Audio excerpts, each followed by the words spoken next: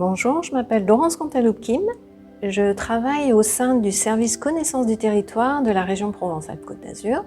Je suis géomaticienne et je suis en charge d'un dispositif d'observation des zones d'activité économique qui s'appelle Sud Foncier Éco.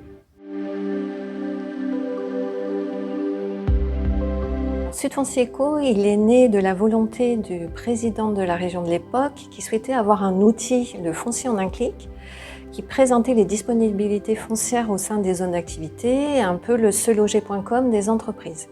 Pour cela, on a monté un partenariat de la connaissance avec 5 partenaires au départ. Et aujourd'hui, en 2025, on est 14 partenaires dans ce dispositif d'observation qui se traduit par une convention de partenariat public-public. Sud Foncier Éco, c'est aussi une base de données régionale qui consolide des données des territoires et les référentiels nationaux. Et cette base de données, elle est attaquée par un outil de web cartographie qui permet à n'importe quel utilisateur d'avoir des informations statistiques sur les zones d'activité de la région, comme par exemple la vocation dominante de la zone, le poids de l'emploi privé, le poids de l'emploi industriel, etc.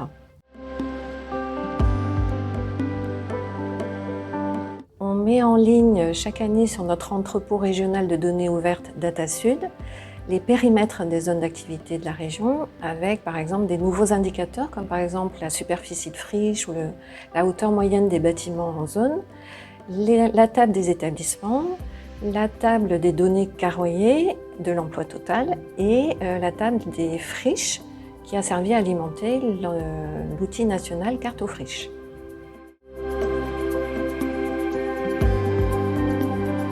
Futur Sud Foncier Éco Web 2.0 qui va sortir en l'automne 2025 et qui, en grande fonctionnalité, va proposer des outils de contribution à des utilisateurs authentifiés pour permettre au territoire d'abonder la base de données régionale directement et un outil de déclaration, comme par exemple la déclaration d'un terrain économique à vendre dans les zones des territoires concernés.